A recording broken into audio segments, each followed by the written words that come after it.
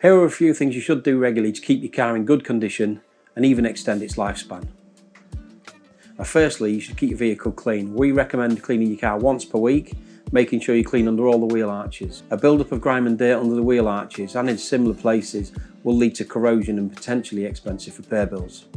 Regular cleaning and waxing will help to keep the paint free from contamination that can break down the protective paint finish over time. Keeping your lights, windows and number plates clean will also help to keep you safe on the roads. It's not just important to be able to see clearly through the windows, it's also important to be visible to others, especially in low light or poor weather conditions. Keeping your car well maintained will pay dividends down the line. A smooth running engine will be more economical and last longer. Correctly inflated tyres will definitely help with fuel economy, as will making sure the steering geometry is true.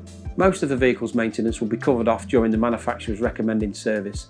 That said, it's still a good idea to check out the tyres and fluid levels periodically. There will be lots of information in the vehicle handbook, but if you do have any questions, you want Cars to look over your vehicle, and please don't hesitate to give us a call. Alternatively, there's tons of useful information on our website, so check us out at www.cars-grimsby.co.uk.